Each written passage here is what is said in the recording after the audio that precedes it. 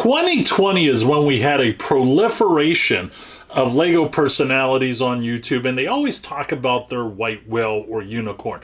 A lot of times it's a Star Wars UCS set like a Slave One, or it could be another set, right? Like an Ewok Village. Well, for me, the Lego Pirates of the Caribbean set retired right around the time I got into Lego reselling, around 2012, I think. And that was one set I wish I could have had my hands on at the time, but it looks like we'll have an opportunity to get our hands on another Lego Pirates of the Caribbean Black Pearl set in 2025. Hello everybody, welcome to the Wolf of Bricks YouTube channel. If you haven't done it already, please go ahead and like and subscribe to this channel. It really helps us out. So let's get into it. First off, let's take a look at the last Black Pearl right here, right? I mean, this was... I would have loved to have gotten into this a year early whenever it comes to reselling. There was recently somebody at Brick World Chicago, I can't remember their name. They spent hundreds of dollars on this set right here, and can you believe it? In July probably of 2025, we will be able to get a larger Black Pearl for much less. Isn't that crazy? So when you go to Camel 3X, you could see right here. Now the funny thing is I think, if I recall on Brickset, the original price on the Black Pearl, I think it was like $100, right? Isn't that crazy? But you can see right here, at last, it looks like it's selling for $2,000. Now right here, you can see the highest it sold for third party was $2,047. Now, I'm certain the price on this is going to start to drop dramatically as we get closer to mid-2025. So we already know that there's going to be a huge ROI once this set retires. Now, if I had to guess, and I could be wrong, and I'm calling it a UCS set. There are a lot of times I'll have people say, Jim, that's not a UCS set. Let me tell you, if I take an ultimate withdrawal from my bank account to buy a Lego set, it's an Ultimate Collector Series set. It's just the way it is. But if I had to guess, it's going to be very similar in size to this UCS Slave One.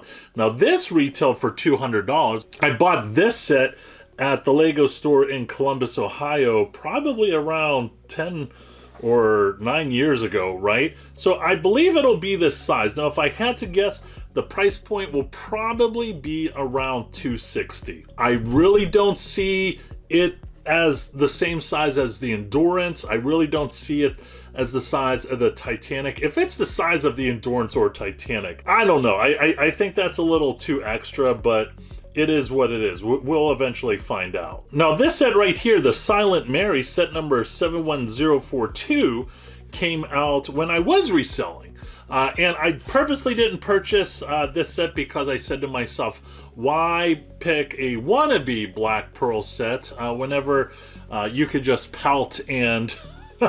when you could just pout that you never had an opportunity to purchase the Black Pearl set. So I did not touch this set, and I do regret it. I do regret it, but this is a distant second. You can see right here, the price currently is $530. The max price it sold for was $649. So we know the Black Pearl is the flagship set out of the franchise. That's something that we should have already known. Now the next question I have is, will this just be a standalone set, right? Like the Ecto 1, right? I mean, there's an Ecto 1 set available right now, and there's nothing else whenever it comes to Ghostbusters. Or will there be some brickheads? I'm not sure. That has yet to be determined. If I had to guess, this will either be a standalone set, or there might be just maybe 2 or 3 ancillary sets out there. Maybe some brickheads. I would think it would be easier to just crank out some brickheads than maybe some other Lego sets out there. And what Lego sets would Lego release that would be, you know, $50, $75, something like that? They would probably be pretty cool, but what are they? So there are some questions out there that have yet to be answered. So my first thoughts whenever it comes to the UCS version of this set, right? This isn't some set that once it retires, people are going to be able to put together on Bricklink and purchase on their own for cheap, right? There's going to be some unique parts out there, mainly the black sails. Those are going to be very expensive. So there are going to be some people out there that maybe waiting to the very end, and they're just going to get bit, and they're not going to be thinking, and the set is going to be retired, and they're going to have to pay a premium for it, which is great for us. Another question that I have is this going to be an exclusive, or is this going to be kind of a pseudo exclusive, right? And what I mean by that is I'm considering this a UCS set.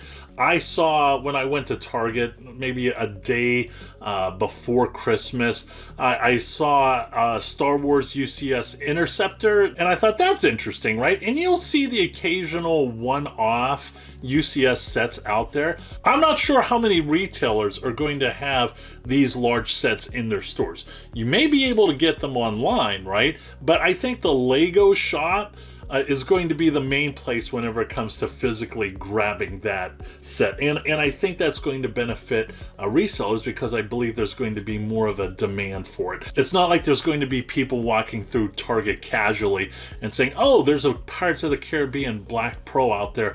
I need to make a mental note of that and pick that up maybe next payday or in a couple months from now. Another question I have for myself, will Amazon shadow ban this set, right? And for those of you that are not aware of what shadow banning is, or, shadow listing is, there are sets, I think, if you type in Battle of Endor Heroes in the Amazon search box right now, you shouldn't be able to find it. That is something that, and I think with the Phantom Menace too, you're unable to find that. But if you go to the Google search box and you type in Lego Battle of Endor Heroes and the Phantom Menace Brickhead sets, then you'll see the Amazon listing. It's usually the first link. So you need to think about what to do whenever something like that happens. Is this something you're going to sell on Amazon if it's shadow banning, or is this something that you're going to list on another platform? We already talked about this. I believe there's going to be a $260 price point to this set, and I think that is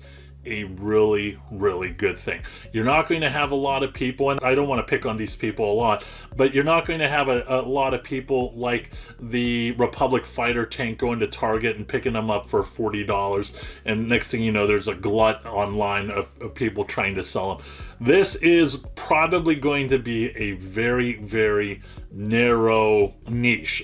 There will be a lot of people that will be buying them, but I highly doubt that there will be a lot of people that will own more than 10 of this, right? Another question that I have, and I would love to hear you talk about this in the comments section below. I kind of consider this an evergreen set, right? I mean, there's no Pirates of the Caribbean movie coming out anytime soon, right? I honestly think that Johnny Depp and Disney will, reconcile, and eventually there will be one final Pirates of the Caribbean movie out there. But is this an evergreen set? I'm considering it an evergreen set, which is a good thing, because this will continue to gain value, right? So is this something that you want to do a quick flip on?